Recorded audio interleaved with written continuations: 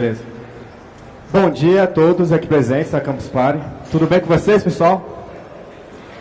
Nós vamos aqui apresentar, eu quero abrir a palestra de hoje, essa roda de debates que a gente está promovendo, com o tema de internet das coisas e a indústria 4.0. Antes disso, eu quero falar um pouquinho sobre mim. Eu sou aquele cara bem generalista, né? Eu não sou especializado em nada, eu faço de tudo um pouco, né? Cozinho um pouco, malho um pouco, toco um pouco de violão, né? Crio coisas, invento coisas, e eu acho que isso tem tudo a ver com o tema da palestra de hoje. Meu nome é Didan Ribeiro, certo? Eu desenvolvo projetos eletrônicos há mais ou menos uns 10 anos. Eu comecei na minha adolescência com 15 anos, então atuo nessa área de eletrônica já há algum tempo. Sou fundador da empresa DJR Tech, que é voltada para desenvolvimento e inovação em projetos de eletrônica, criação de kits educacionais, como Arduino, robótica de eletrônica. E então, eu estou aqui promovendo hoje uma roda de debate com esse tema. É sempre uma grande honra estar aqui na Campus Party. Sempre dá um pouquinho assim de um frio na barriga, né? Eu, que geralmente costumo dar algumas oficinas, fazer algumas palestras nesse tema. Então eu quero com muita responsabilidade o tema que a gente traz aqui para a Campus Party, né? E hoje eu tenho alguns convidados. Quero agradecer aqui a presença dos alunos aqui da UNB, o Leonardo, o Vicente e a Ravena, que vai estar aqui conosco promovendo essa roda de debate com um tema bem atual que a gente está vivendo hoje, que é a revolução da quarta revolução industrial, indústria 4.0, e também a internet das coisas. Eu quero aqui entrar então na definição desse conceito, o que é a indústria 4.0. Eu tenho um gráfico que eu trouxe para vocês, um gráfico que fala um pouquinho sobre todas as revoluções que a gente já teve até o momento. Começando lá pela primeira revolução industrial, que veio com a mecanização, né, máquinas a vapor, energia hidráulica. Então isso aí no século XIX ainda. Passando então pela segunda revolução industrial, que foi a era da eletricidade, da produção em massa, a linha de montagem. E então a terceira revolução industrial, logo em seguida, já mais depois da metade do século passado, que veio então com a computação e a automação, que muitos de vocês conhecem, ou que a gente também vivencia muito hoje isso. Só que não sei se todos estão atentos ou já perceberam isso na vida de vocês, que é a quarta revolução industrial. Essa era da colaboração, da internet das coisas, da computação em nuvem. Mas, afinal de contas, eu falei aqui um pouco sobre as revoluções que a gente tem na história, que a gente está vivendo, mas, efetivamente, o que é o conceito da indústria 4.0? A indústria 4.0, ela considera o aumento da informatização na indústria de transformação, onde máquinas e equipamentos passam a ser perfeitamente integrados em rede de internet. E eu quero deixar aqui um pouco para o Leonardo definir, então, o que é a indústria de transformação. Olá, bom dia. Meu nome é Leonardo, eu sou pernambucano, estudo aqui na UNB desde o ano passado, estou no quarto semestre de Engenharia Aeroespacial. Fiz ensino médio no IF, Sertão, Pernambuco. Já participei de fóruns internacionais, Olimpíadas, entre outras coisas. E aí eu recebi o convite de Didan para participar dessa rota de debate. Um tema muito interessante, que se trata de indústria 4.0, internet das coisas. É um tema inerente a todas as áreas, independente de qual seja sua profissão, sua especialização. Você precisa estar antenado, estar atualizado ao seu tempo. E precisa entender os processos no futuro. As transformações que nós estamos sujeitos a sofrer e estamos preparados para isso, né? E no contexto da industrialização, de transformação, né, que a gente sabe que é a transformação de matéria-prima para produto de base, indústria de base, ou produtos e serviços, a gente tem a digitalização do produto, ou seja, você atribui recursos ao produto na forma de serviço. Ou seja, o serviço e o produto já são meio que indistinguíveis, né? Vou citar um exemplo. Supomos que uma empresa que vende pneus, ela vende pneus, mas não se preocupa com, digamos assim, a durabilidade, vamos dizer, o retorno do cliente.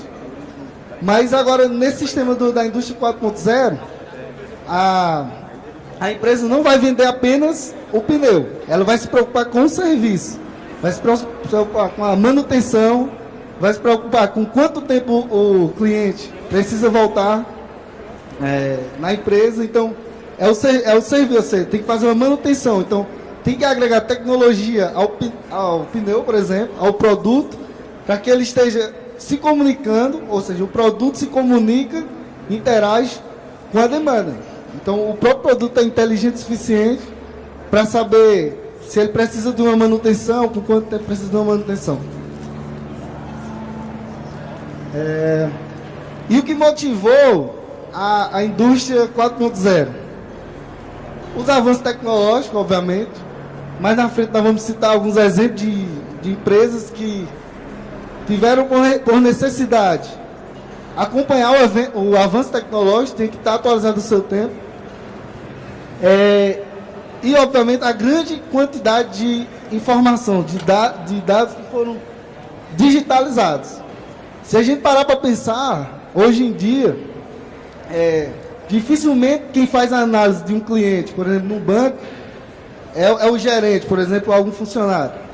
Os próprios dados seus, cadastrais, já existe um software por trás disso que já tem um banco de dados seus que precisa fazer uma análise instantânea, praticamente, para saber se você é um cliente apto ou não, é um bom cliente para o banco ou não. E isso aí você pode generalizar para quase tudo que nessa interação, né, de cliente e negócio. Passar agora a palavra para o meu amigo Vicente. Agora é a Ravena. Ravena? Não, continua aqui. Não. Você? Deixa aí lá. Vou dar mais um exemplo aqui da indústria da 4.0. Por exemplo, a chuva influencia na produção de matéria-prima. Pode passar aí, por favor. E aí você tem o valor do produto final, sofre alteração no mercado, né, mundial. Nossa, só para nós criar uma linha de raciocínio.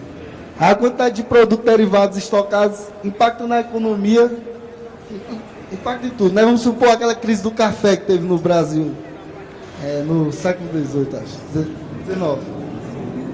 E aí ocorre ou então ocorre uma repentina elevação da demanda, cujo fornecimento de insumos não consegue suprir.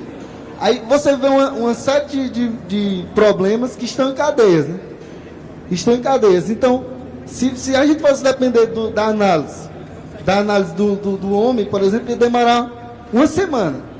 Isso, a Bolsa de Valores já caiu, já aconteceu várias coisas, porque não tem como prever isso, né, rapidamente, dependendo apenas dos economistas. Não, pode passar. Aí, você tem que usar um sistema integrado que todos esses setores se comuniquem entre si. Então já existe uma estação meteorológica que se comunica com a fazenda, que a fazenda já está comunicada com o setor de transporte, de produção. E aí o que acontece? É isso que está na indústria 4.0, é a informatização das coisas atreladas ao produto. Então, é o que nós estamos vivendo. Maravilha, Leonardo. Pessoal, só vocês entenderem, é assim, é a primeira vez que eu estou participando de uma roda de debates, e essa galerinha aqui também. Eu acho que a gente está fazendo assim essa dinâmica, né? A gente está passando assim, para todo mundo falar um pouco sobre esse tópico de indústria 4.0. A gente sabe como é que é Campus Party, né? A gente fica até os últimos minutos aqui arrumando slide, fica ensaiando. Mas vamos lá. Agora, Ravena, algumas palavras. Você trouxe sobre a indústria 4.0 para a gente. Bom dia, ou boa tarde. Eu sou Ravena, eu estou atualmente na UNB, Engenharia Eletrônica, estou indo para o quinto semestre e minha área de atuação de trabalho é mais na área de telecomunicações, já fiz estágio no Ministério de Defesa, no sistema gestor operacional da Amazônia, mais na área de satélite também. E hoje eu vou dar alguns exemplos do que são consideradas indústria 4.0. Por exemplo, o Big Data, que nada mais é do que coleta de grandes dados, como, por exemplo, as redes sociais, e também aqui no Brasil o governo ele disponibiliza uma base de dados dos seus servidores. Então, para isso, requer uma grande quantidade de informação a ser armazenada. A computação também geral de alta performance se enquadra também. A comunicação de máquina a máquina e a inteligência artificial, que eu não vou falar muito porque tem um tópico específico que ele vai explicar bem como funciona. E também a internet das coisas e a internet da indústria das coisas, que nos próximos slides serão explicados passo a passo. Bom dia, eu sou Vicente, estou indo para o terceiro semestre de Engenharia Espacial na UNB também.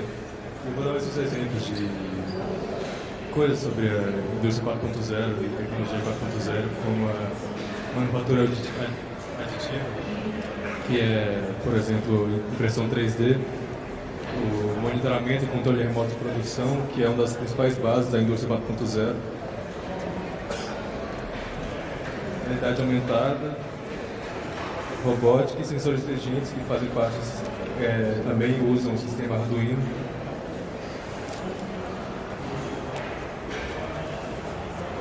Sensores inteligentes. Sensores inteligentes e usam o sistema Arduino.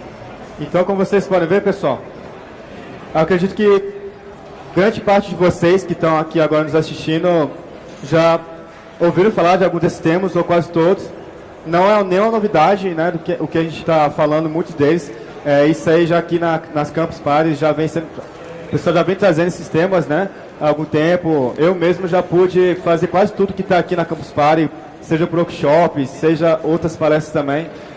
Então, eu acho bacana a gente ter essa contextualização, porque agora a gente tem uma noção, então, realmente, do que são essas novas tecnologias e onde elas se encaixam, que é dentro dessa chamada indústria 4.0. Até mesmo, agora entrando um pouco mais sobre a internet das coisas, que é um tema, inclusive, que eu amanhã vou estar fazendo uma palestra, né, às 14 horas, falando alguns exemplos e também trazendo aplicações ao vivo, né, de como é que o Leonardo e outros dois colegas vão mostrar um pouco sobre automação residencial, essa parte de drones, que é a parte de monitoramento, né, remoto de produção, na parte de agricultura.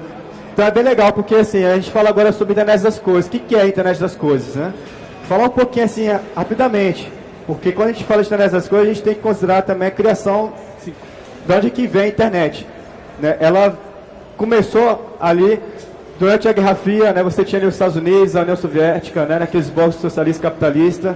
E então ali, no final ali na década de 50, com a ARPANET, você teve, né, uma rede criada pelo Departamento de Defesa dos Estados Unidos, pelos militares, né? Você teve então a criação dessa ARPANET, dali você foi originando então ali essa rede que foi utilizada por centros de pesquisa, por universidades, e a gente tem algumas fases, né? Algumas fases que a gente considera, por exemplo, a fase da rede de computadores, uma segunda fase que vem então com a internet conectando as comunidades e as pessoas, e a terceira fase, isso eu vou deixar mais explicado amanhã, que é então a internet das coisas. É um conceito em que o real e o virtual se conectam para criar um mundo mais inteligente. E isso em diferentes segmentos da sociedade. As aplicações são inúmeras, né? A gente tem aí pode ser utilizado, cara, hoje em dia você imagina, você está tendo a IoT numa árvore, por exemplo, lá na Amazônia. Se você tem um chip numa árvore que consegue, vamos dizer assim, predizer quando está sendo derrubado, porque tem um acelerômetro ali nela, né? E aí você consegue enviar esses dados para o servidor, e aí você consegue predizer assim que está acontecendo um desmatamento. Você tem IoT isso aí na automação residencial, em barcos, até em animais. Eu sei que talvez chamar um animal de coisa não é muito legal, mas dentro da internet das coisas ele é uma coisa. Então, sim, as aplicações são inúmeras, mas eu quero deixar aqui um pouco essa definição sobre IoT e dar um pouquinho de curiosidade, né? Um pouco de interesse em vocês também assistirem lá a palestra amanhã, que eu vou estar explicando mais em detalhes sobre IoT.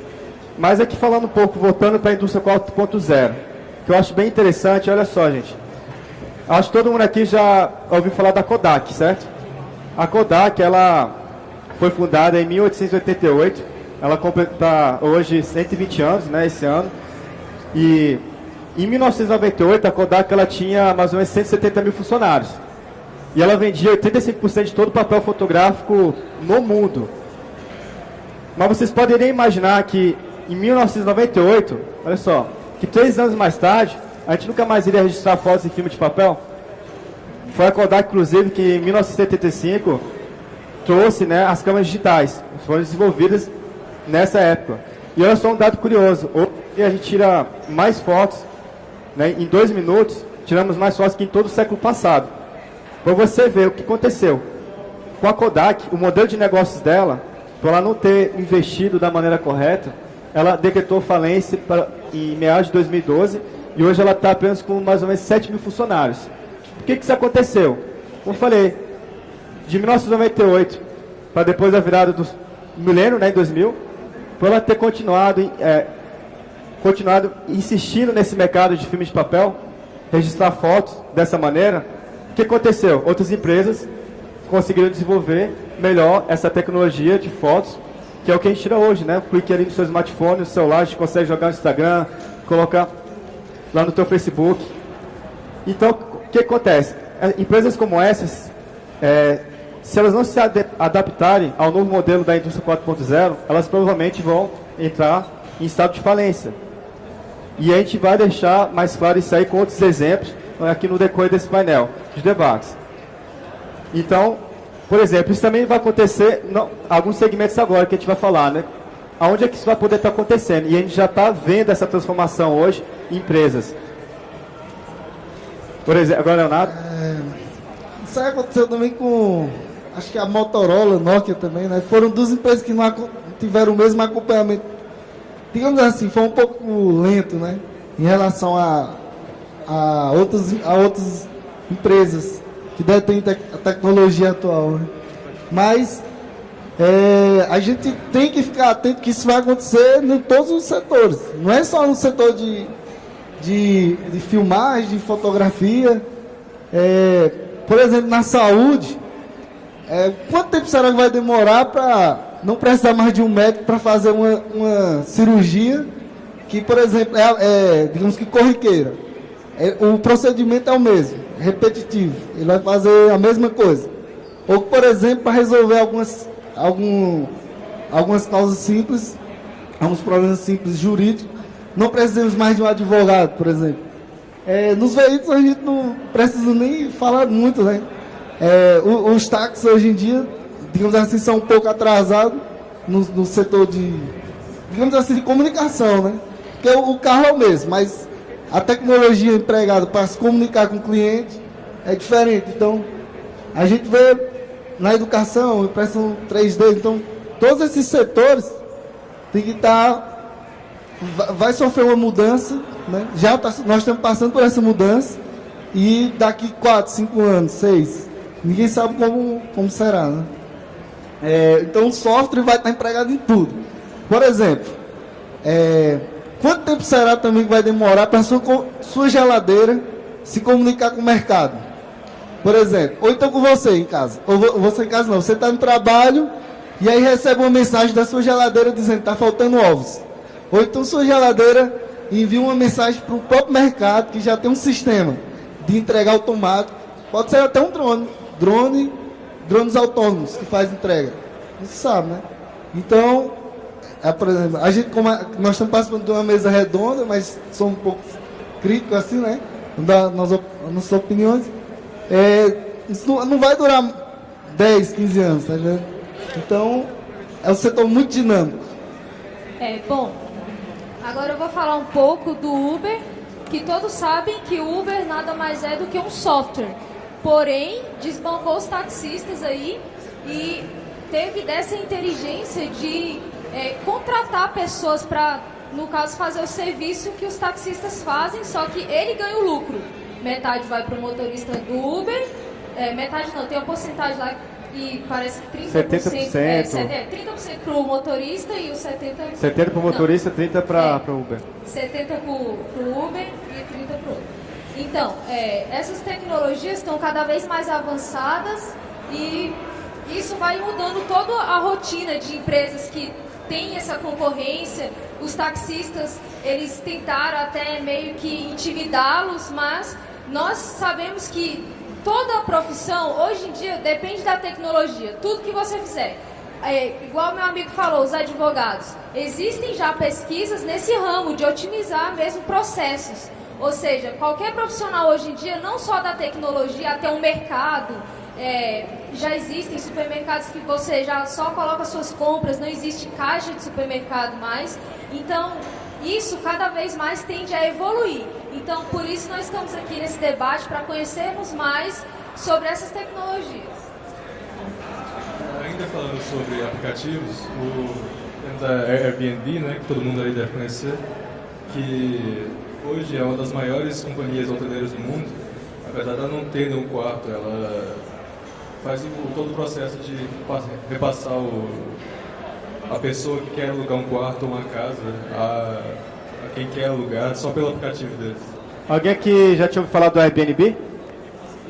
Legal. Eu não perguntei do Uber porque assim, já está no nosso dia a dia, né? Acho que todo mundo hoje está usando Uber, mas olha só mais um exemplo bacana, Airbnb. E agora sobre inteligência artificial. Agora artificial. Que os computadores têm cada vez mais se tornado mais eficazes, eficientes no conhecimento e entendimento do mundo. Muitas empresas, a maioria, já estão usando inteligências artificiais para não desenvolver, mas aplicar funções de cada um, como o Google, que usa para definir as preferências de pesquisa e outros. Quero falar aqui agora um pouco também nessa mesma linha de inteligência artificial, mas próximo, né, esse tema aqui é a computação cognitiva. Você já ouviu falar do IBM Watson? O IBM Watson, bacana. Então, é um software de programação cognitiva. E alguns tipos de uso de aplicações cognitivas, para vocês entenderem um pouco, inclui o quê? Entender emoções, interpretar textos e imagens, dar respostas, como no chatbots, ouvir sons e assim por diante. Só para vocês terem ideia, esse aqui é a parte que eu coloquei um vídeo, que eu acho que é bem explicativo da própria IBM, no canal lá no YouTube deles. Vou passar aqui para vocês, mas antes disso vou dar um dado também interessante aqui, para vocês verem. Lá no... Você ter ideia em relação a como é que está forte lá nos Estados Unidos. E advogados jovens lá nos Estados Unidos, para vocês terem ideia. Eles já não estão conseguindo tanto assim empregos. Por quê? Hoje o IBM Watson lá, eles conseguem aconselhar legal, assim, com 90% de exatidão, comparado aí mais ou menos a 70% de exatidão quando feito por humanos, né? Aconselhar o quê? Então, aconselhar relacionado a qualquer questão que envolve a advocacia. E isso também é aplicado em qualquer outra área. Por exemplo, na área de enfermagem, né? Então, para diagnosticar, já ajuda a diagnosticar câncer, né? 4 vezes até mais rápido que enfermeiros. E isso aí está em todas as profissões. Então, o Watson, ele entra... eu vou deixar um vídeo para vocês entenderem melhor o que eu estou falando. Como é que essa computação cognitiva está bem presente. Não está muito assim hoje ainda no Brasil, eu vejo. Mas aqui eu vou deixar o vídeo que explica melhor do que eu. Se os computadores e os seres humanos pensassem juntos, e se as máquinas pudessem tomar decisões com base no contexto e no aprendizado ao longo de suas experiências anteriores, isso é a chamada computação cognitiva. Para você entender um pouco melhor sobre a computação cognitiva é simples. Seja no seu celular Android, iOS ou Windows Phone, você já tem aquela secretária virtual. Basta fazer uma pergunta que ela responde, certo? E quanto mais você conversa com esse software, mais ele aprende sobre seus gostos, sua maneira de viver e sua forma de interagir. Com o Watson, o raciocínio é parecido nesse sentido, mas tem algo mais. O sistema da IBM é capaz de lidar também com dados não estruturados, ou seja, não interessa a forma como você pergunta, não importa as palavras utilizadas, ele sempre vai conseguir tirar alguma mensagem dali, aprender com essa interação e devolver uma resposta válida. Hoje, aprendendo com especialistas de grandes indústrias, o Watson já é responsável por ajudar médicos a repensar a medicina e líderes a reformular negócios que vão desde varejo até serviços bancários e turismo. Imagine, por exemplo, uma máquina capaz de acompanhar toda a movimentação do mercado financeiro do dia, ler todos os reportes e todas as notícias relacionadas, entender o cenário e ajudar o executivo de um banco a definir qual a melhor transação financeira para aquele cliente.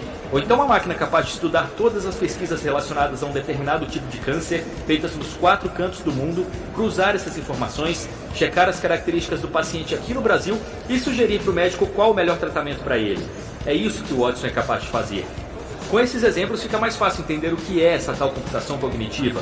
Ao ter como base o conceito de inteligência e aprendizagem de máquinas, essa nova era computacional permite que seres humanos interajam de forma mais integrada com sistemas através da compreensão de linguagem natural, podendo aprender e identificar padrões ou insights de uma forma mais parecida com o raciocínio humano. Nos próximos vídeos você vai conhecer algumas áreas que já utilizam o sistema Watson da IBM para ganhar inteligência e agilidade em suas decisões. Clique e saiba mais.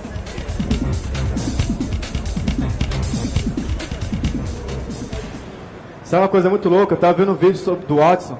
Tem um programa lá nos Estados Unidos chamado Jeopardy, aquele de perguntas e respostas. Coloca lá, pergunta de 300 dólares, aí o cara tem que responder alguma pergunta histórica, né? E eles pegaram 2 campeões desse programa e colocaram com o sistema da IBM. E o Watson conseguiu ganhar desses 2 campeões do programa. Ou seja, consegue buscar muito rapidamente essas informações na rede, consegue ser rápido o suficiente também para dar resposta. Então, esse é muito massa. Essa questão da computação cognitiva. Eu acho que ficou um pouco mais claro agora, mas aí é mais um exemplo do que é a indústria 4.0. Também quero trazer aqui agora o tema sobre veículos autônomos, né, que todo mundo aí também já ouviu falar um pouquinho. Então, vamos lá. Inclusive esse carro daqui, ele é da Universidade Tecnológica do Paraná, é um projeto de pesquisa que tem aqui no Brasil, mas vou deixar a Ravena falar um pouquinho mais. Todo mundo já deve estar acompanhando, quem gosta, né, de indústria automobilística, que essa é a grande novidade que eles estão trabalhando recentemente, tanto a Google como a Tesla. E recentemente nessa pesquisa global de consumo automotivo, onde eles pegam 17 países, 47% deles, dos entrevistados de cada país, eles consideram que é seguro o carro autônomo. Já no Brasil, esse número é ainda maior, porque 75% dos brasileiros já consideram seguro. Por quê? Um veículo autônomo nada mais é do que um veículo não tripulado, não necessita de motorista para conduzi-lo. Tudo é automatizado, ele possui sensores que são capazes de detectar a proximidade, possui acelerômetro. E uma pesquisa recente diz que daqui para 2050, a grande maioria dos automóveis ou serão totalmente autônomos ou terão praticamente quase o seu funcionamento todo sem necessidade do motorista. Nós também vimos que recentemente a Uber teve um problema porque teve um acidente e tal, mas mesmo assim isso só serviu para mostrar que toda tecnologia ela tem seu risco, e o bom de acontecer isso é que eles podem analisar mais com calma antes de realmente colocar em funcionamento esses carros. É isso. Isso é uma coisa interessante, que eu falando sobre a indústria 4.0, que pensa o seguinte: hoje companhias tradicionais, eu falo isso aí todas, sim, companhias tradicionais, Volkswagen, Chevrolet, Peugeot, essas aí, né? Elas adotam qual tática? É uma tática de construir carros melhores. Beleza, trazer novas tecnologias para o carro, novidades. Só que a gente tem companhias que são tecnológicas. São companhias como a Tesla, hoje, como a Apple, a Google, o próprio Uber, né? Que estão adotando o quê? Uma tática revolucionária. E não evolucionária como as companhias tradicionais. E por que revolucionária? Porque elas estão construindo, né, literalmente um computador sobre rodas, né? Então vocês pensam, como é que isso aí pode... Como é que isso vai afetar no futuro? Hoje em dia tem um dado que você tem mais ou menos 2 milhões de acidentes de carro em todo o mundo. Acontece em todo mundo, né, todo ano. E pensa então, se você tem um carro autônomo, isso aí, a ideia é que você consiga reduzir bastante a quantidade de acidentes. E se isso acontece, pensa agora no outro lado, companhias que tem seguro para carro, né? Provavelmente essas companhias seguradoras elas podem estar entrando também, poderão entrar no estado de falência, porque se você não tem acidentes, a tendência é que se torne mais barato esse seguro. Então olha só como é que essa transição, né, para essa tecnologia de veículos autônomos e como a indústria 4.0, ela vai pegar empresas, né, e serviços hoje na sociedade que, se não estiver atento a essa adaptação, não souber como se adaptar e entrar nesse mercado, vão estar de fora, como aconteceu com a Kodak. Então esse é um dado também bacana sobre os veículos autônomos. Ela falou que até 2050 a grande maioria, né? Então assim, os nossos filhos já não vão ter que tirar mais, vamos dizer assim, não vão ter mais o prazer de poder dirigir um carro, né? Vão ter que tirar mais carteira de motorista, porque vão conseguir de um lado para o outro com essa inteligência do carro autônomo. Agora falar um pouquinho sobre carros elétricos, né? Que uma pesquisa recente falou que até 2025 mais da metade dos carros produzidos e comercializados vão ser só os elétricos. E com isso, né, a poluição na atmosfera e o barulho na cidade vai ser bem menor. E carros elétricos não é nenhuma novidade, né? Isso aí a gente já vem ouvindo isso aí já há muito tempo, mas também está dentro desse contexto da indústria 4.0. Outro ponto também bem importante dentro desse contexto é energia solar. Então, como é que a energia solar se enquadra no contexto da indústria 4.0? Se a gente pensar que os objetos têm que estar se comunicando com os próprios objetos, que eles têm que ter o máximo de autonomia, seria interessante que o objeto também tivesse autonomia energética, né? Então, assim, das formas de energia que a gente conhece, que pode proporcionar maior capacidade de autonomia de produção energética, seria a energia solar, né? Fotovoltaica, por exemplo. Um drone autônomo, se ele for projetado, inclusive já tem projetado, uma empresa chinesa chamada ED, uma coisa assim, que o nome do drone é VAR, ele já tem painéis solares e é autônomo. Já foram feitos os primeiros testes, né? E carros também, os carros autônomos também são projetados no futuro para ser elétrico, e a forma de conversão de energia solar por meio dos painéis solares, né, fotovoltaicos, é para energia elétrica. Então, e no futuro terá um preço muito mais acessível, devido ao potencial, né, que temos, principalmente nós aqui na zona equatorial, né, abaixo nos trópicos da linha do Equador aqui. O Brasil é um país privilegiado nesse sentido, e é considerado uma forma de energia inteligente. Por exemplo, imaginemos que temos uma cidade inteligente em que todas as casas possuem painéis solares, e aí elas têm uma produção X, né? Então, se uma casa estivesse produzindo mais que outra, haveria uma transferência de energia. Ainda não existe, né, no mercado, por exemplo, transferência de energia, né, sem fio. Mas já existe um modelo já teórico já. Falta apenas colocar em prática. Então, essa forma de transferência de energia também será uma grande proposta para o futuro, né, de compartilhamento de energia, não só de dados. Outro impacto aí que a gente está vivendo dentro da indústria 4.0 está relacionado à nossa saúde. Não sei se você já ouviu falar desse equipamento aí da série Star Trek, que é o Tricorder, de 1966. Hoje tem uma empresa, não teve tempo de trazer, né, o vídeo dela, mas hoje tem uma companhia que conseguiu ganhar aí uma verba bem interessante, né? Estão trabalhando com equipamento que o que ele vai fazer? Mais ou menos como o Tricorder faz. Ele trabalha o quê? Ele trabalha com o seu telefone, faz escaneamento da tua retina, consegue tirar análise de batimento cardíaco, consegue pegar mais ou menos mais de 20 biomarcadores do nosso corpo, né? E com isso aí, o que acontece? Isso pode ter um impacto grande como? Tornando mais barato, né, um atendimento para pessoas que precisam, né, tem algum problema com saúde, isso em qualquer país do mundo. Então, países mais pobres, inclusive, né? Então, a ideia dessa companhia daí, com esse equipamento que estão desenvolvendo, não está ainda disponível 100%, mas está já aí em 2020, já tem mais ou menos equipamento como Tricoat. Você vê como uma ideia assim, há 40 anos atrás, hoje se tornando realidade, né? Então isso é bem legal, da gente estar vivenciando isso hoje, né, nessa nova era. Uma outra ponto que a gente comentou aqui é sobre impressão 3D. Esse prédio daí, eles construíram esse prédio, isso foi lá na China, né? Esse primeiro edifício de 6 andares. Isso aí foi lá em 2014. E olha só que louco, lá para 2027, 2030, 10% de tudo que for produzido no mundo será impresso em 3D. Então, hoje o preço de uma impressora 3D, ela se barateou bastante, né? Caiu assim bastante nos 10 anos e ao mesmo tempo também ela tem se tornado cada vez mais rápida.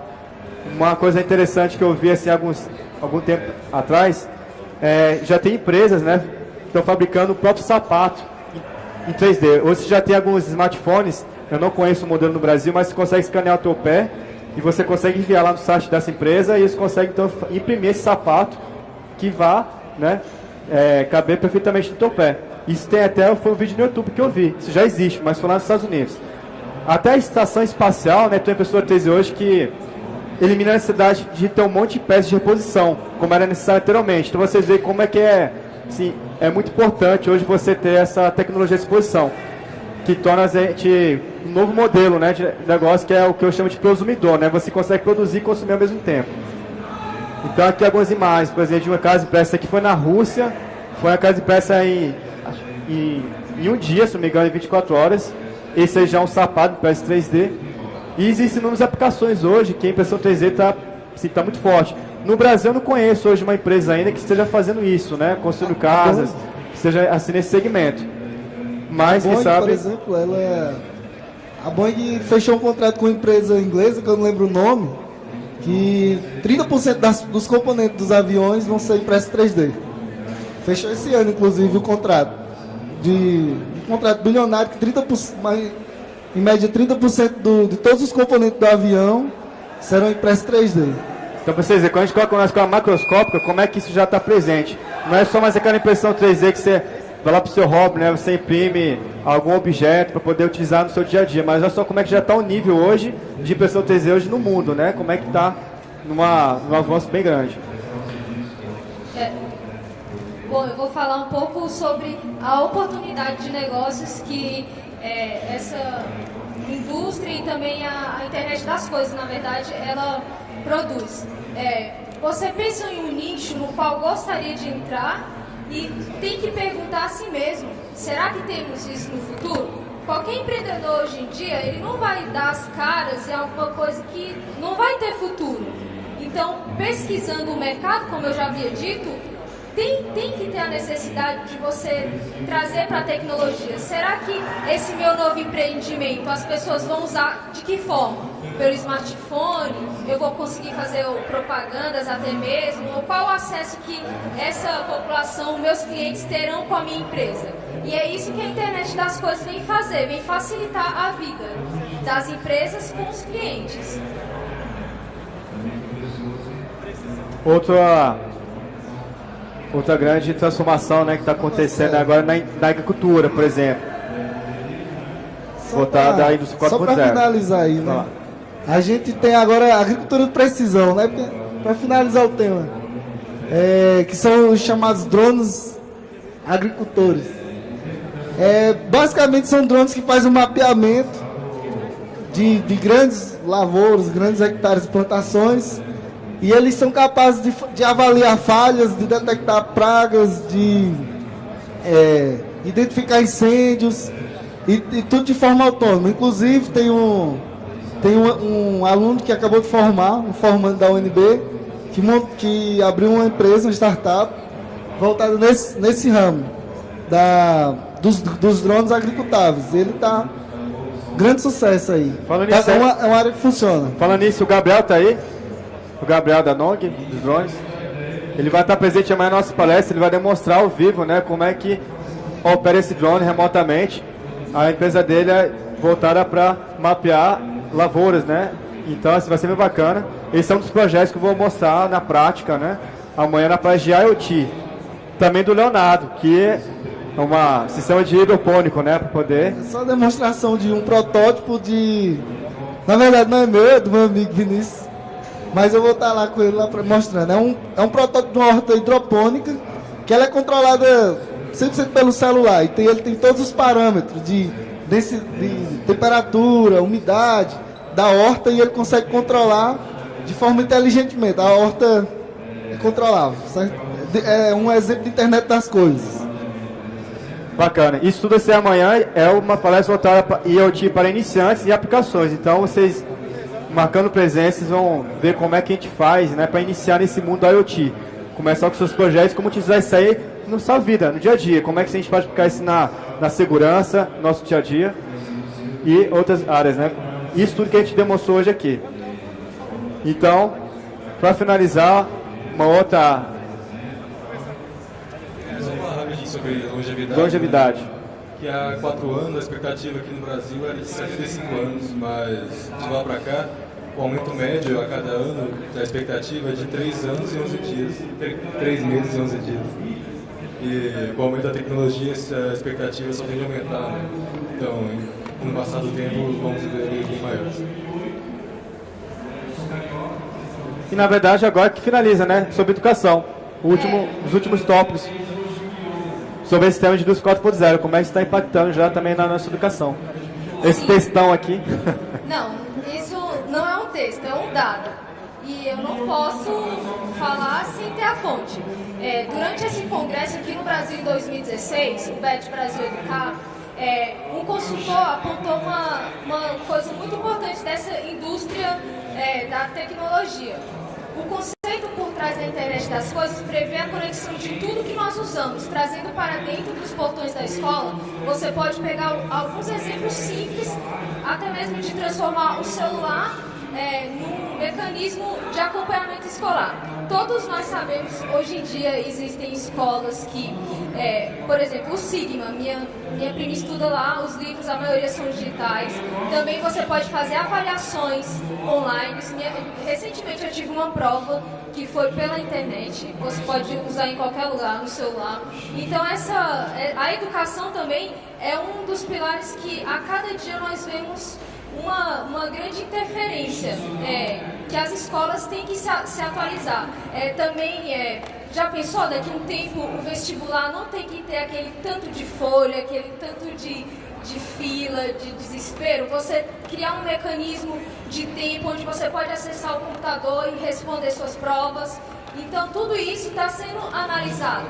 E para fechar essa palestra, a gente trouxe essa frase.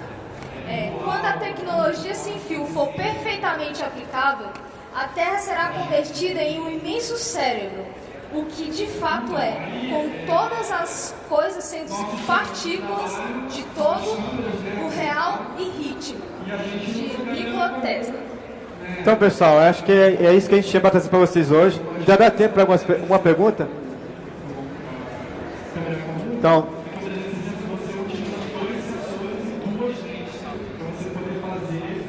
perguntas, pessoal? Ali, a moça ali, do lado. Beleza. Pode ser as duas. Qual é o espaço do software livre na IoT? Cara, isso aí, como você viu, é o presente. Isso é o que a gente está vivendo, isso aí o tempo todo. Com todas as tecnologias que eu trouxe, hoje, você não pode ter apenas... Assim, você tem que ter um software valente por trás, bem desenvolvido, para dar conta de trazer o que a gente precisa, né?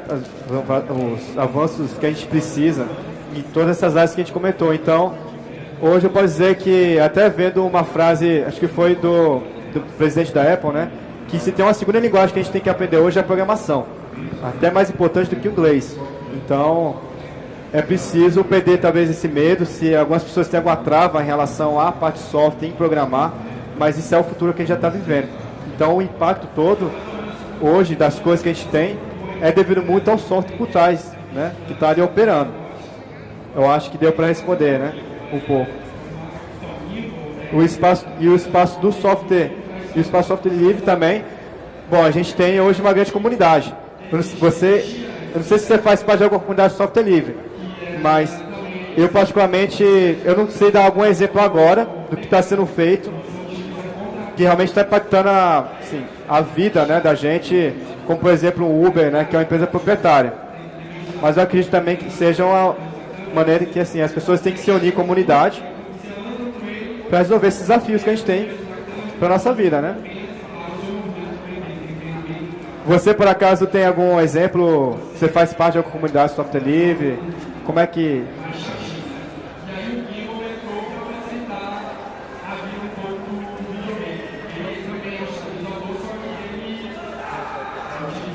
Você conhece algum exemplo? Vocês conhecem alguma coisa da software livre e indústria 4.0?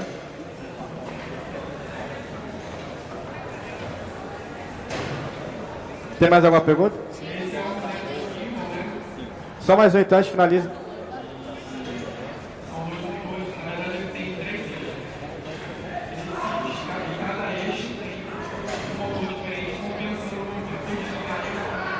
Bom dia. Bom dia. Na realidade, eu tenho duas perguntas para vocês em relação a essa temática. De fato, a questão da internet das coisas, a questão da evolução tecnológica nos últimos anos, a gente percebe essa tendência de integração, né? Só que quando a gente fala de internet, nós já temos esse problema hoje em relação à segurança de dados, questão de privacidade, etc. Então, a partir do momento que nós temos todos esses dispositivos, né, integrados na rede, surge aí uma questão primordial de segurança. Claro. Né? Como que vocês veem essa questão dos problemas que vão surgir em relação à segurança da informação com o advento da internet das coisas? Essa é a primeira pergunta. A segunda questão é em relação a difusão disso daí em termos de questões políticas e governamentais. Porque nós estamos num evento de tecnologia, né? Então aqui nós temos várias pessoas entusiastas, né? Todo mundo que é da área tem essa questão visionária, né? De como é importante, do quanto é quase inacreditável que daqui a alguns tempos nós chegaremos a esse nível de tecnologia. Porém, nós sabemos que, em questão de iniciativa privada, de governo, também muitas vezes é difícil a gente provar o valor disso daí, né? Então, qual a visão de vocês em relação a essa abertura por parte do governo e empresas, né, para integração disso daí? E outra coisa, quando a gente vê essa questão da substituição das tecnologias, como vocês falaram da Kodak e tal, vocês falaram do carro elétrico, né? Assim, muito bacana, ecologicamente correto e tudo mais, só que a gente sabe que isso daí vai apertar a ferida diretamente daquelas pessoas que detêm o poder, né? Por exemplo, as indústrias de petróleo, né? Esse pessoal comanda o mundo hoje, né? E você ter esse tipo de sugestão de nova tecnologia vai afetar diretamente a questão dos lucros dessas pessoas, né? Então, como que vocês imaginam essa inserção nesse mercado, né, no sentido de que a gente consiga superar essas questões financeiras? Então, para a primeira, muito legal essa pergunta. Inclusive, isso já vem sendo debatido bastante aqui na campus.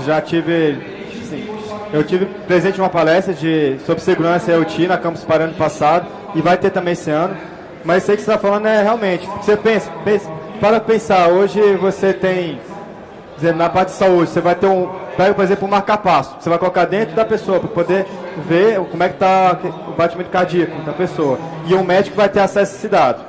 Imagina então se um hacker chegar lá, por exemplo, e conseguir ter acesso à informação, o que pode fazer? Ou até mesmo um carro autônomo. Se você conseguir, no momento que você tem dois carros ali, consegue acessar ali o sistema e você causar acidente por causa disso. A resposta que eu vejo hoje, isso vem através de bom desenvolvimento de software, né?